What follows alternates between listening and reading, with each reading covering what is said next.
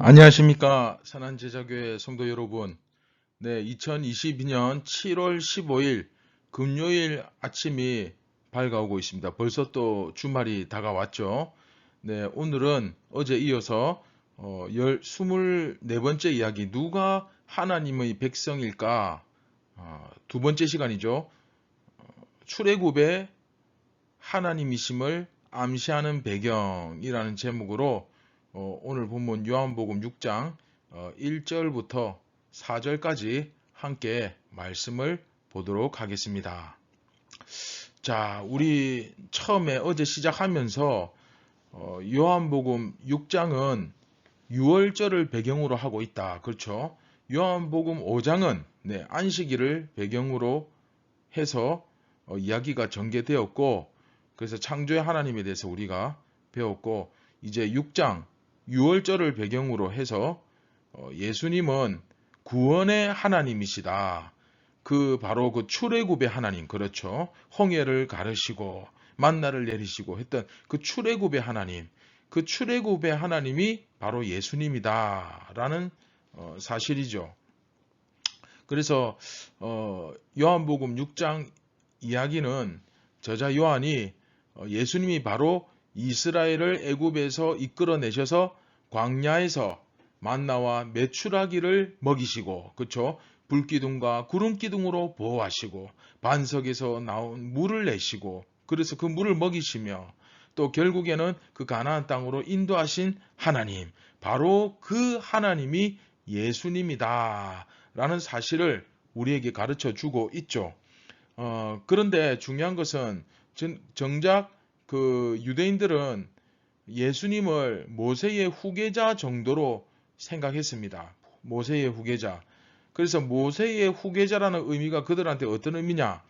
그 자기들의 욕망을 실현시켜 줄 수 있는 정치적, 군사적 메시아, 뭐 우리로 따지면 부귀 영화를 가져다 주는 메시아, 뭐 경제적 메시아, 뭐 그런 정도로 생각했죠. 근데 이것은 결국은 우상 숭배다. 그렇죠? 성경에서 말씀하는 그리스도가 아니라는 거예요.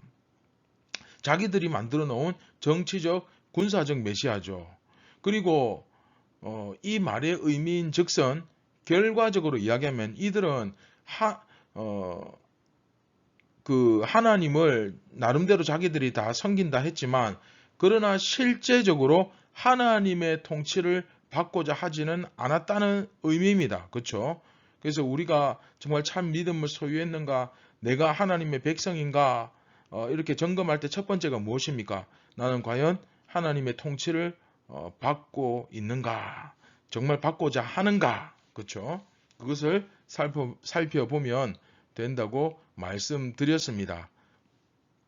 자, 오늘 1절부터 4절 말씀 같이 한번 읽겠습니다. 그 후에 예수께서 디베랴의 갈릴리 바다 건너편으로 가시매 큰 무리가 따르니 이는 병자들에게 행하시는 표적을 보았음이로라.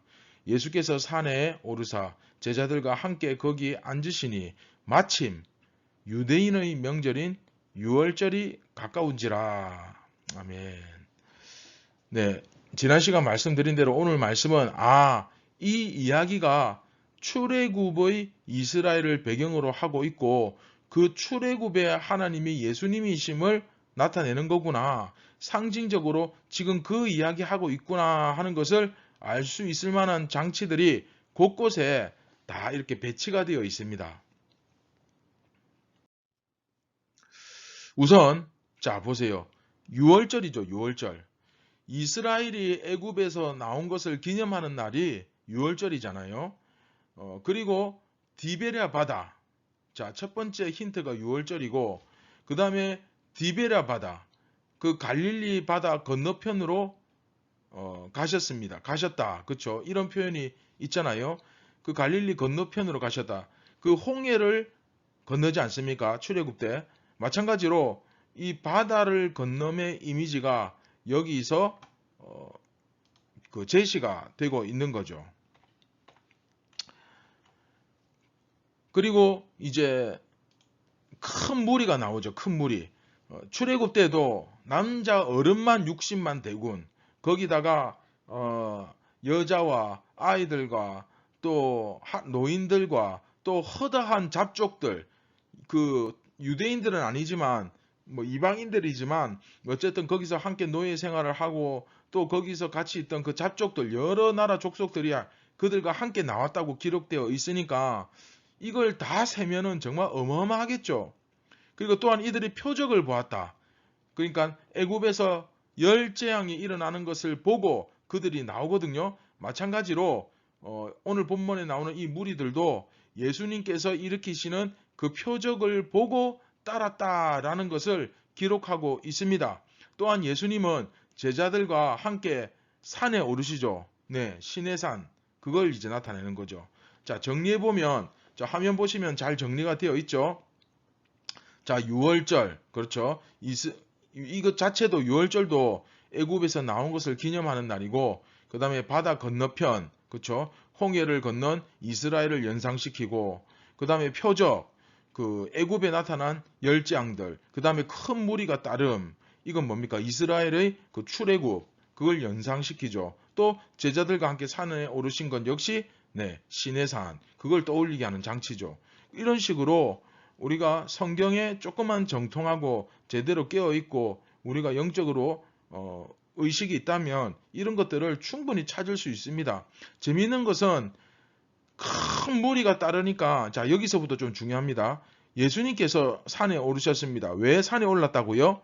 큰 무리가 따르니까 인파가 몰려드니까 예수님께서 산에 오르십니다. 큰 무리가 중요합니다. 큰 무리. 자, 이제 예수님에 대한 그 무리들의 반응을 봤다면 이제 무리에 대한 예수님의 반응을 한번 살펴봅시다. 우리가 여기서 주목할 게 뭐냐?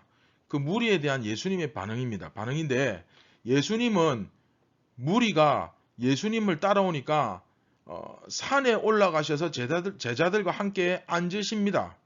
여기서 이 앉는다라는 말은 상징적으로 보좌에 앉음, 즉 통치를 떠올리게 하는 표현인데 문제는 예수님께서 이 무리 가운데에는 거하지 않으신다.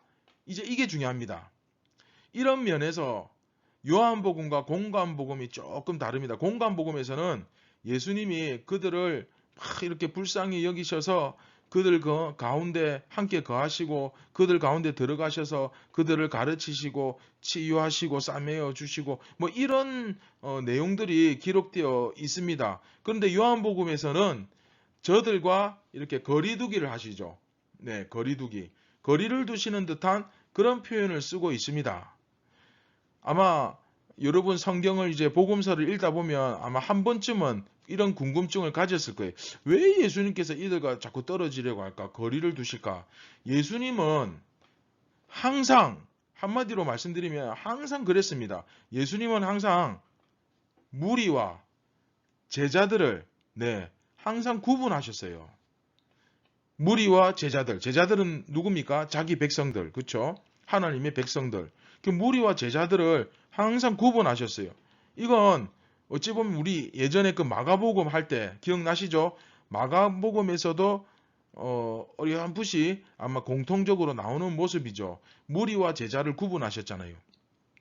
그래서 교회에 나오면 무조건 다 교인이 되고 하나님 백성이 되는 것이 아니라 그렇죠? 그 가운데 그 말씀을 듣고 깨닫고 순종할 수 있는 자들, 그 말씀을 듣고 진정 순종하려고 하는 자들이 예수님의 참 제자요 하나님의 백성이 된다라는 것입니다. 여러분 잘 이해하셨습니까? 그래서 교회 나오면 자동으로 다 하나님 백성이 되는 게 아니고 그 가운데서 순종하려고 하는 자들, 정말 진실로 그 아버지 하나님이 보내신 예수님의 말씀을 믿고 순종하려고 하는 자들이 하나님의 백성이 된다라는 거예요. 그렇다면 우리가 어떻게 그 말씀을 듣고 깨닫고 순종할 수 있게 되는가? 자, 로마서 8장에 너무 잘 나와 있죠.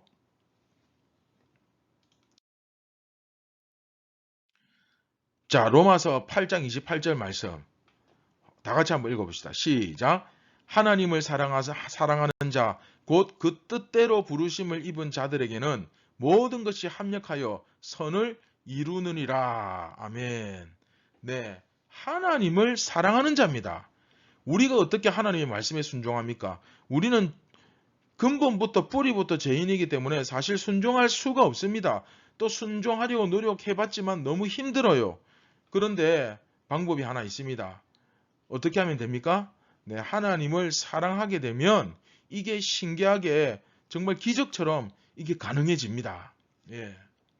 내가 주님을 더욱 사랑하면 살아갈수록 그 말씀에 순종하는 것이 너무 행복해지고 모든 것이 합력하여 결국에는 선을 이루게 됩니다. 할렐루야. 예.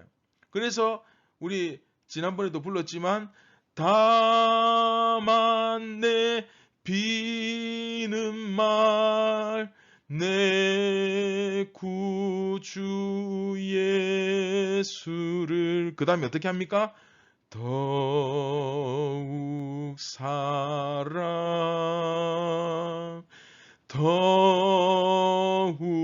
사랑 할렐루야. 네. 다만 내가 간절히 비는 것은 내 구주 예수님을 더욱 사랑하는 것, 오직 이것만이 내가 선을 이루고 그 말씀에 순종하고 그 뜻대로 살아갈 수 있는 일체의 비결이다. 할렐루야. 예. 굉장히 중요하죠. 네. 결국 하나님을 사랑하는 자가 곧 하나님의 부르심을 받은 하나님의 백성이 된다는 것입니다. 그래서 우리 그런 성경에도 보면 모든 율법을 딱 요약하면 뭡니까? 9글자. 하나님 사랑, 이웃 사랑. 예. 율법을 딱 요약하면 9자입니다. 하나님 사랑, 이웃 사랑. 예. 하나님을 사랑하고 이웃을 사랑하는 것. 아마 여러분도 당연히 교회에 나가시겠지만 예수님께서 여러분들을 지금 딱 이렇게 보실 때 여러분은 제자일까요? 무리일까요? 나는 그래도 제자인 것 같은데 네, 이런 생각은 굉장히 위험합니다. 이런 식으로 추측을 하지 말고 성경을 펼쳐서 말씀을 찾아서 어떤 사람이 제자이고 하나님의 백성인지를 내가 찾아내어서 묵상하고 배워야 합니다.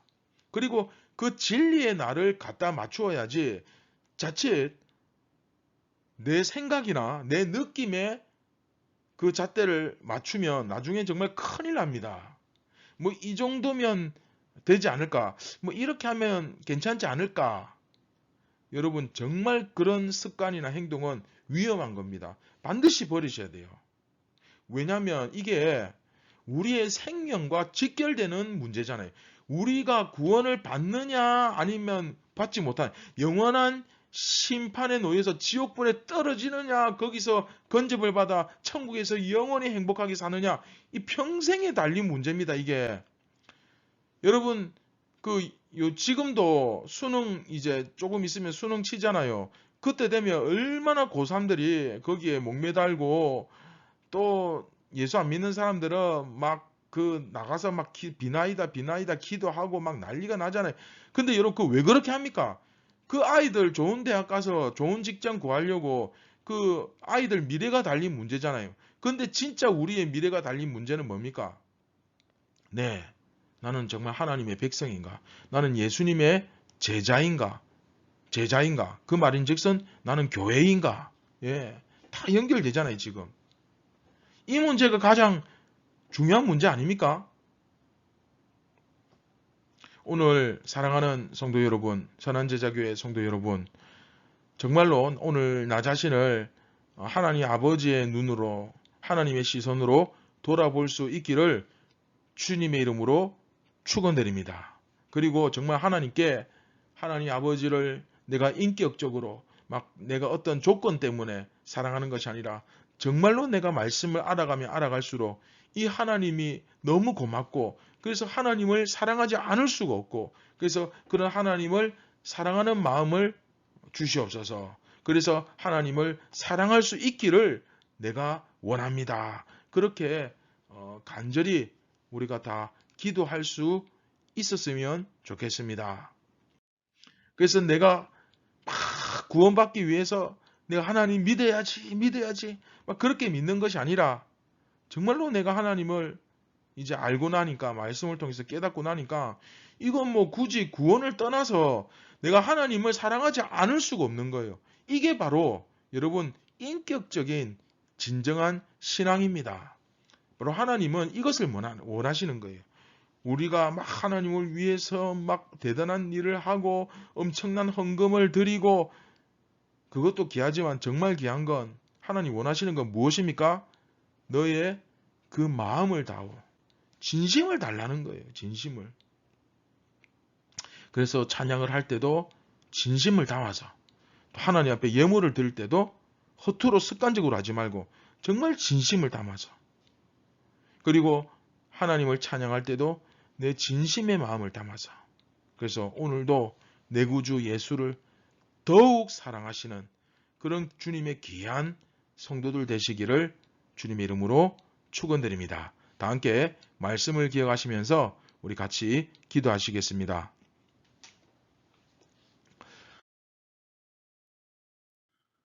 참 고마우신 하나님 아버지 감사를 드립니다.